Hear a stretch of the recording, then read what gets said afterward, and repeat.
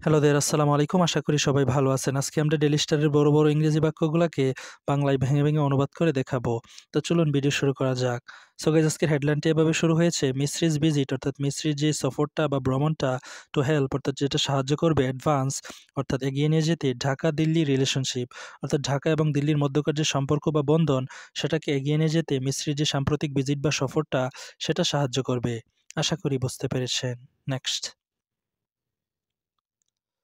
India yesterday said অর্থাৎ ভারত গতকাল বলেছে ফরেন সেক্রেটারি বিক্রম মিশ্রির রিসেন্ট ভিজিট অর্থাৎ পররাষ্ট্র সচিব বিক্রম মিশ্রির যে সাম্প্রতিক ভ্রমণটা টু ঢাকা অর্থাৎ ঢাকাতে উড হেল্প যেটা সাহায্য করবে সাস্টেইন অর্থাৎ টিকিয়ে রাখতে অ্যান্ড অ্যাডভান্স অর্থাৎ এগিয়ে নিয়ে যেতে টাইস বিটুইন দ্য টু কান্ট্রিজ অর্থাৎ বাংলাদেশ এবং ভারতের মধ্যকার যে বন্ধনটা রয়েছে টাইস রয়েছে সেটাকে টিকিয়ে রাখতে এবং এগিয়ে নিয়ে যেতে মিশ্রির যে ভ্রমণটা ঢাকাতে রিসেন্টলি সেটা সাহায্য করবে। নেক্সট। আস্কড অর্থাৎ জিজ্ঞাসা করা হলে at the weekly media briefing অর্থাৎ সাপ্তাহিক মিডিয়া ব্রিফিংয়ে টু কমেন্ট অর্থাৎ মন্তব্য করার জন্য on Misri's talk with the Bangladesh interim government অর্থাৎ মিসরির যে আলোচনা হয়েছে বাংলাদেশ ইন্টারিম গভর্নমেন্ট অর্থাৎ অন্তর্বর্তী সরকারের সাথে সে বিষয়ে মন্তব্য করতে জিজ্ঞাসা করা হলে সাপ্তাহিক মিডিয়া ব্রিফিংয়ে ministry of external affairs spokesman অর্থাৎ মন্ত্রণালয়ের যে মুখপাত্র রয়েছে রণধীর জয়সল সেট অর্থাৎ রণজিল জয়সল বলেছে it is our understanding that অর্থাৎ এটা আমাদের ধারণা যে দ্য ফরেন সেক্রেটারিজ ভিজিট অর্থাৎ পররাষ্ট্র সচিবের যে ভ্রমণ উইল হেল্প যেটা সাহায্য করবে in sustaining the bilateral engagement অর্থাৎ বজায় রাখার জন্য বা টিকিয়ে রাখতে যেই দ্বিপাক্ষিক সম্পৃক্ততা রয়েছে সেটা বিটুইন ইন্ডিয়া অ্যান্ড বাংলাদেশ অর্থাৎ বাংলাদেশ এবং ইন্ডিয়ার মধ্যে টু অ্যাড্রেস কনসার্ন এবং যেই কনসার্নগুলো রয়েছে উদ্বেগগুলো রয়েছে সেগুলো মোকাবেলা করতে বা সমাধা করতে অ্যাজ ওয়েল এজ তাছাড়া অ্যাডভান্স দ্য সাবস্টেন্সিস ইস্যুজ এবং আমাদের যে গুরুত্বপূর্ণ ইস্যুগুলো বা বিষয়গুলো রয়েছে সেগুলোকে এগিয়ে নিয়ে যেতে ইন দ্য রিলেশনশিপ অর্থাৎ ঢাকা বাংলাদেশের মধ্যকার যে রিলেশনশিপের মধ্যে যে সাবস্টেন্সিভ বা গুরুত্বপূর্ণ ইস্যুগুলো রয়েছে সেগুলোকে এগিয়ে নিয়ে যেতে। আশা করি বুঝতে পেরেছেন। নেক্সট। জয়সওয়াল সেইড অর্থাৎ জয়সওয়াল বলেছে the read out issued by the MEA অর্থাৎ যে রিড আউটটা বা অফিসিয়াল স্টেটমেন্টটা সেটা ইস্যুড করা হয়েছে বা জারি করা হয়েছে বা প্রকাশ করা হয়েছে বাই দ্য এমইএ অর্থাৎ এমইএ কর্তৃক অন মিসরিস স্টেটমেন্ট অর্থাৎ মিসরির যে স্টেটমেন্ট সেটার উপরে to the media in Dhaka অর্থাৎ ঢাকার মিডিয়াগুলোর কাছে হুইচ এমফাসাইজড যেটা গুরুত্ব আরোপ করেছে বা তুলে ধরেছে কন্টিনিউইং দ্য মিউচুয়াল বেনিফিশিয়াল অর্থাৎ অব্যাহত রাখার জন্য যে পারস্পরিক বেনিফিশিয়াল কোঅপারেশন বা সহযোগিতা সেটাকে বিটুইন ইন্ডিয়া অ্যান্ড বাংলাদেশ অর্থাৎ বাংলাদেশ এবং ইন্ডিয়ার মধ্যে। দ্য এমইএ অলসো এমফাসাইজ অর্থাৎ এমইএ আরও গুরুত্ব আরোপ করেছে ইন্ডিয়াস ডিজায়ার অর্থাৎ ইন্ডিয়ার যে আকাঙ্ক্ষা বা ইচ্ছা টু ওয়ার্ক ক্লোজলি অর্থাৎ ঘনিষ্ঠভাবে কাজ করার জন্য উইথ দ্য ইন্টারিম গভর্নমেন্ট অর্থাৎ অন্তর্বর্তী সরকারের সাথে অ্যান্ড রিলেট এবং তুলে ধরেছে নিউ দিল্লিস কনসার্ন অর্থাৎ নিউ দিল্লির কনসার্ন বা উদ্বেগগুলা including those related to the safety and welfare of minorities তার মধ্যে রয়েছে সংখ্যালঘুদের যে নিরাপত্তা এবং কল্যাণ সেই বিষয়টিও। নেক্সট।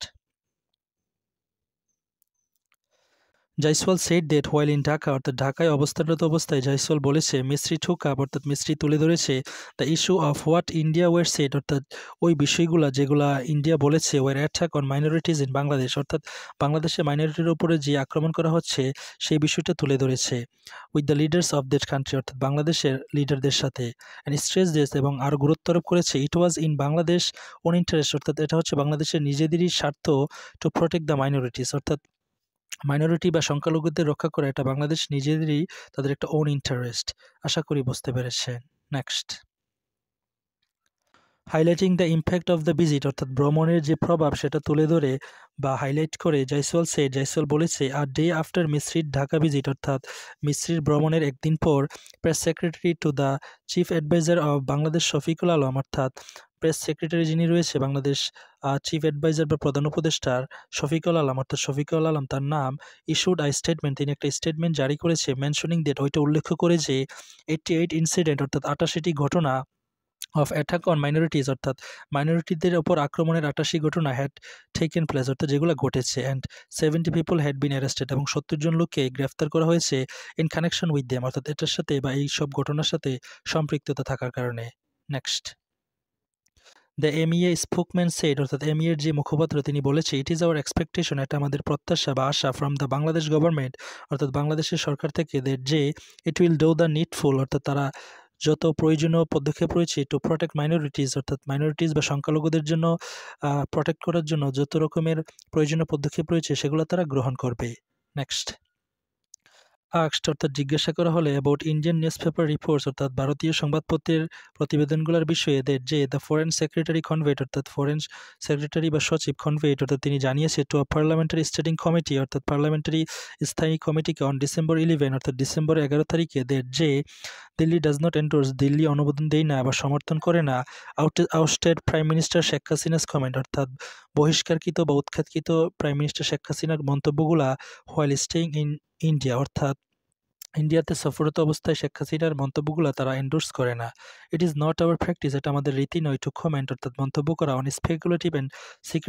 সিলেক্টিভ রিপোর্টস অর্থাৎ অনুমানমূলক এবং সিলেক্টিভ রিপোর্টস বা প্রতিবেদনের উপরে মন্তব্য করা সেটা আমাদের রীতি নয়। অ্যাবাউট প্রিভিলেজ ম্যাটার অর্থাৎ প্রিভিলেজ ম্যাটার